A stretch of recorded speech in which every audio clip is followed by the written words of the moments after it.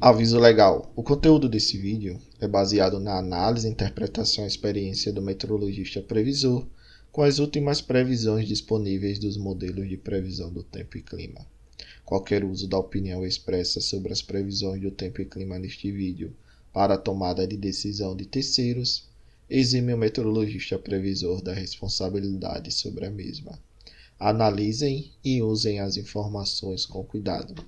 Quer ajudar esse projeto? Veja a descrição do vídeo. Olá pessoal, vamos dar uma olhada agora nas nossas previsões de hoje, dia 9/3/2021. Então, observando bem, o que aconteceu aí no dia 7 e o acumulado entre os dias 5 e 7, vemos claramente que ainda está chovendo aqui um pouco entre São Paulo e Minas Gerais, atuando bem aqui sobre o Rio de Janeiro, parte do Espírito Santo. Lembre-se daquela troca de locacional que eu venho sempre falando nos últimos vídeos. Então, deixou de chover aqui mais na região centro-sul do país. Essa chuva na frente está avançando gradativamente e está trazendo aqui a formação de chuva na região sudeste, pegando principalmente aqui entre o norte de São Paulo, Rio de Janeiro, a região central de Minas Gerais e o Espírito Santo. Então, o que deve acontecer nos próximos dias é que a frente ela deve avançar mais um pouco e começar a organizar chuvas aqui na região norte de Minas Gerais e sul da Bahia. Então a gente está vendo isso acontecer, provavelmente os dados de ontem, do dia 8 e de hoje, do dia 9, já vem com essa característica padrão, com a chuva mais deslocada, por exemplo, e deve atuar um pouco mais aqui sobre a região norte de Minas Gerais, e a tendência é que a gente tenha a formação aqui de Wasacas. O CPTEC está classificando como a zona de convergência do Atlântico Sul mais fraca, também alguns meteorologistas estão classificando assim e outros ainda estão classificando da forma antiga, que é a zona de convergência de umidade. Porém, o que a gente vê claramente é que ela já não tem tanta intensidade a ponto de trazer muita chuva aqui para a região. Por quê? Porque você já está indo agora caminhando o padrão normal, climatológico, você já está indo em direção ao inverno. Então a tendência é que as chuvas comecem a diminuir bastante já agora, durante esse mês de março e também durante o mês de abril. A gente ainda tem aqui atuação clara naquele sistema de alta pressão. A gente vê que pega aqui boa parte do Nordeste, região Centro-Norte, mantendo aí as chuvas ainda bem localizadas, porém aparentemente já começa a reduzir mais um pouco. E essas chuvas devido às excite conseguem avançar aí, por exemplo, e chegar a atuar ali sobre o Ceará, sertão da Paraíba, também parte ali de Pernambuco. Observando bem o que o modelo Cosmo do IMET mostra nos próximos 7 dias, ele tem essa característica aqui, mostra essa tentativa de formação da zona de convergência do Atlântico Sul.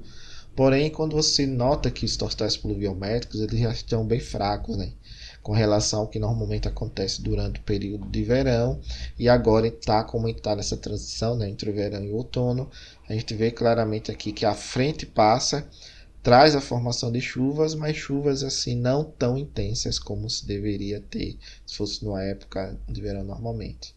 A gente observa ainda que temos chuva bem localizada aqui, bem distribuída na região centro-norte, e consegue avançar aqui também, pegando bem o Maranhão, Piauí e o oeste da Bahia.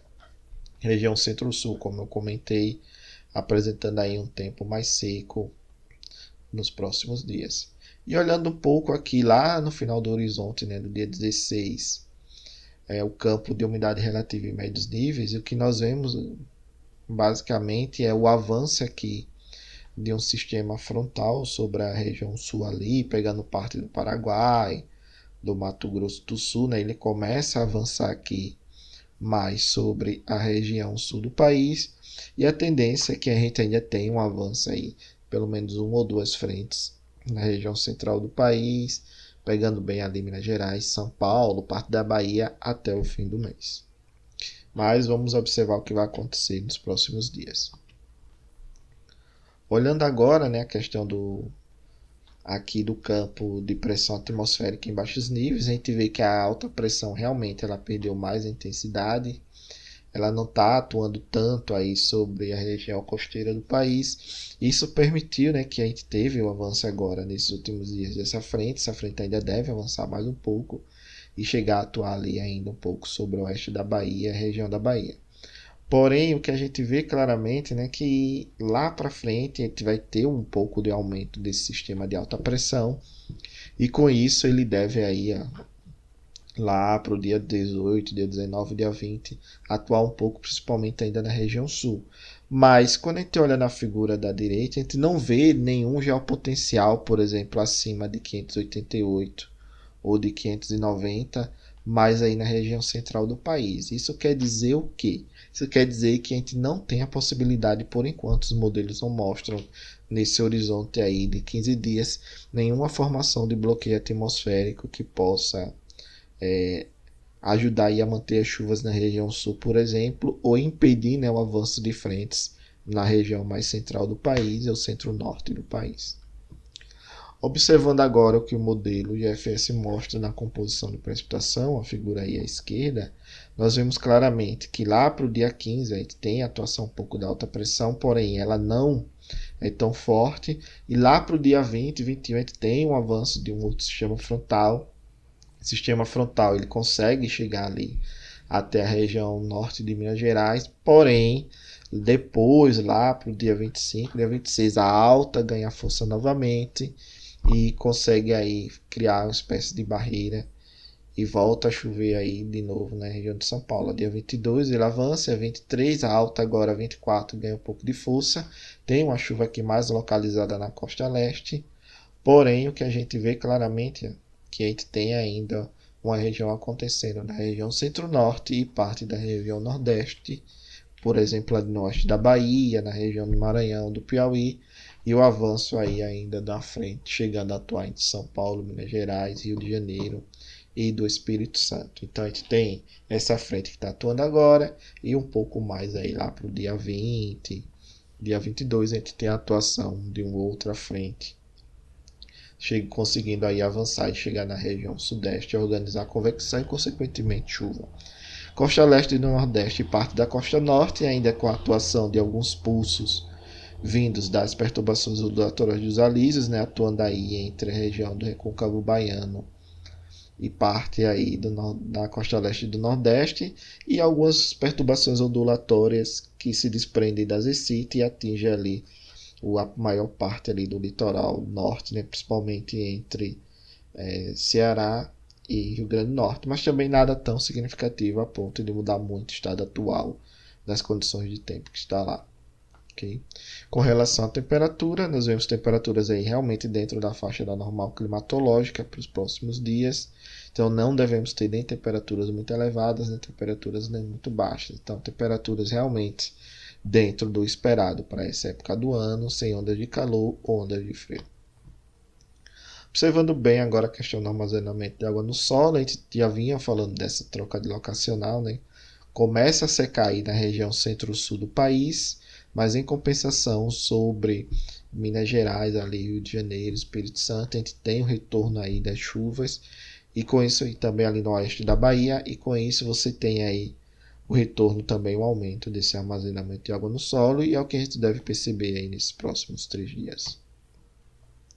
Observando bem o que aconteceu nos últimos dias, a gente vê claramente que a região do quadrado dos reservatórios está apresentando aí uma chuva significativa, mas pode ser que não tenha muito impacto nas vazões, principalmente nas bacias do Rio Grande do Paranaíba, porque o solo estava muito seco e a maior parte dessa água está servindo para umidificar o solo. As bacias de Xingu e Belo Monte ali, né, também Tocantins, Tucuruí, estão apresentando uma chuva boa e ainda devem continuar apresentando. A gente viu que já está praticamente aí um máximo de vazões nessas duas usinas e deve aumentar, mas aumentar pouco nos próximos dias. Região Sul apresentou um pouco de aumento das vazões, ainda tem um aumento ou outro para acontecer, dependendo da bacia, mas a tendência é que tenhamos aí uma queda acentuada já nos próximos dias, principalmente devido a esse retorno aí do tempo seco.